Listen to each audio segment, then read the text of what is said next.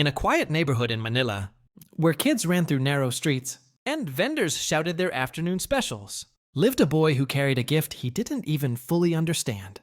His name was Adrian, a shy 13-year-old who didn't look like much at first glance. Thin frame, quiet eyes, and a face that always seemed deep in thought.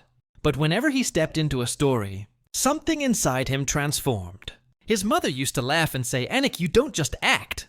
You become someone else." She wasn't wrong, ever since he was little. Adrian had watched old movies on their tiny TV, films starring legends he didn't even know by name back then. But one actor in particular always caught his attention. The way he stared, the way he moved, the way he delivered a line, even when he barely said anything.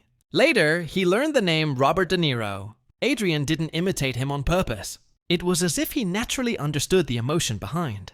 Every expression, every pause, every subtle tilt of the head. It wasn't copying, it was instinct one day. His teacher announced that the school would hold a talent showcase. Most of the kids were going to dance, sing, or do comedy skits. Adrian didn't want to join at first. His mother insisted, telling him this was the one chance to show the world what she had always seen. So reluctantly, he signed up.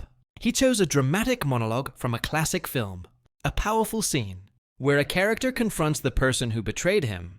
He practiced secretly in their small living room at night, whispering lines, so the neighbors wouldn't think he was arguing with someone.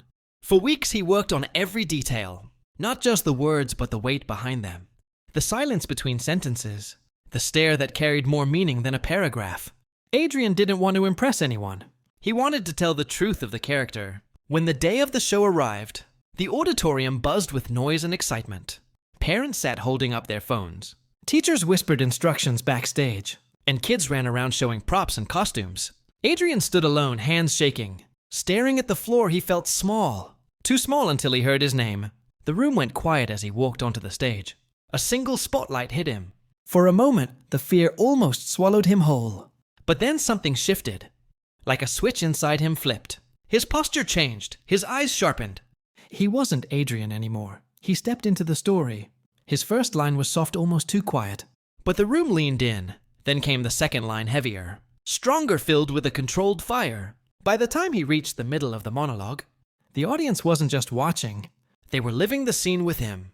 Every twitch of his eyebrow, every slow inhale, every sudden burst of emotion carried a weight that felt far beyond his age. The teachers exchanged looks, shocked.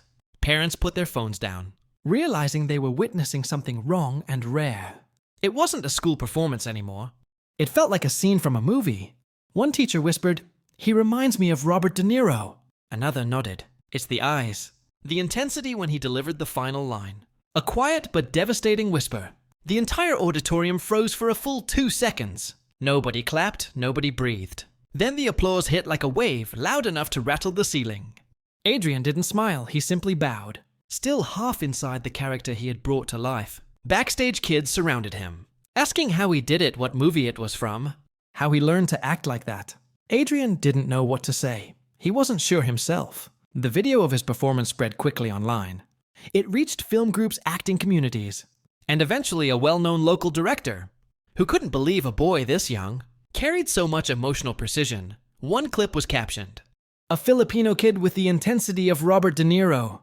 Adrian's mother cried watching the reaction videos. Adrian didn't understand why people were comparing him to someone so legendary, someone he admired from afar but never thought he would resemble. Soon, he was invited to audition for a teen role in a major film. At the studio, surrounded by professionals and cameras, larger than anything he had seen, Adrian felt the old fear returning. But when the casting director said, "Whenever you're ready," that switch flipped again. He delivered the scene with the same quiet strength, the same emotional gravity, the same unspoken depth that made people feel something in their chest. The room fell silent, and the director simply said, "That's our boy Adrian." Didn't know where his journey would lead. But one thing became clear. Talent like his didn't stay hidden for long. He wasn't trying to be the next Robert De Niro. He was becoming the first Adrian. A Filipino kid whose natural intensity, emotional honesty, and quiet power reminded the world what storytelling was supposed to feel like. And somewhere along the way, he realized that the gift he once tried to hide might just be the thing that changes his life forever.